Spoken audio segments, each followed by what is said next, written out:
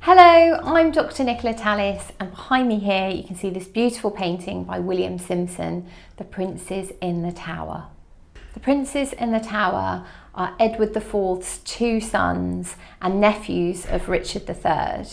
They are would-be kings of England, but unfortunately never given the opportunity to rule. The names of the Princes in the Tower were Edward, technically Edward V, and his younger brother Richard, Duke of York. The Princes in the Tower are known as the Princes in the Tower because shortly after the unexpected death of their father, Edward IV, in April 1483, Edward V was deposed by his uncle Richard, and both boys were placed in the Tower for their own protection. Ostensibly, Edward V was placed in the Tower of London to prepare for his coronation, and also because at that time the Tower of London had yet to acquire its reputation as a prison. So there was nothing unusual in the fact that Edward was placed in the Tower, and his younger brother Richard was soon sent there to join him, again ostensibly on the understanding that he was there to help prepare his brother for his coronation. Whilst the young princes were in the Tower, they came under the protection of the Constable of the Tower, Sir Robert Brackenbury, who was one of Richard III's most faithful supporters. Richard, Duke of Gloucester, was the younger brother of Edward IV, and he was never destined to be king. However, that all changes after the unexpected death of Edward IV, and within a matter of months, Richard had declared himself Richard III.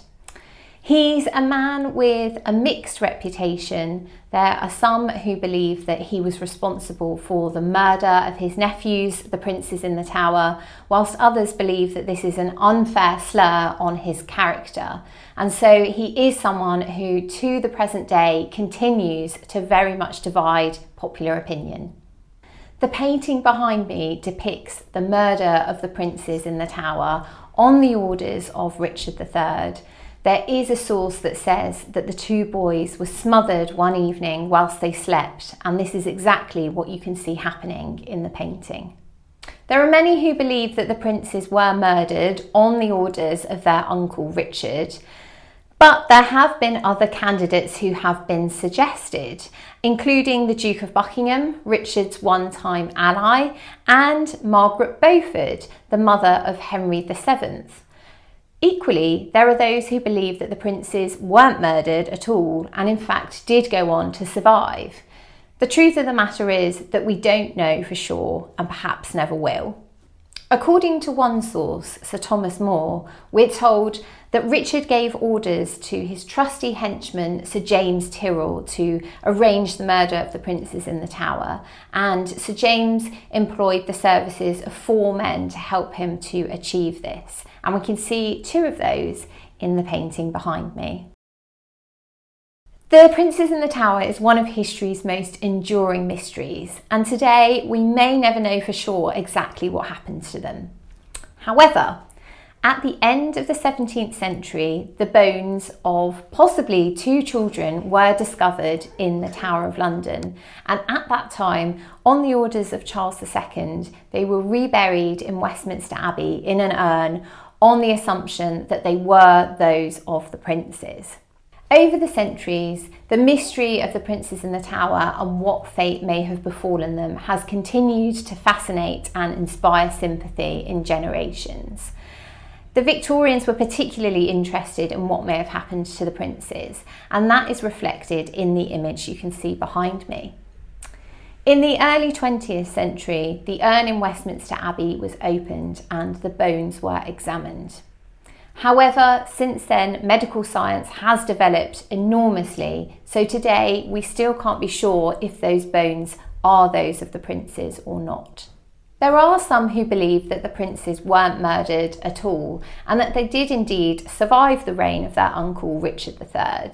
When Henry VII became king in 1485, having defeated Richard III at the Battle of Bosworth, he was plagued by 2 pretenders, both of whom claimed to be the younger of the 2 princes in the Tower, Richard. The first of these, Lambert Simnel, was defeated at the Battle of Stoke in 1487, and Henry was merciful to him and even gave him a job in the royal kitchens. The second of these, known as Perkin Warbeck, posed far more of a threat to Henry and his throne and continued to be a thorn in the king's side for several years. Henry went to strenuous efforts to try and identify the origins of both Lambert Simnel and Perkin Warbeck, suggesting that he didn't know for sure that neither of them was truly Richard, Duke of York.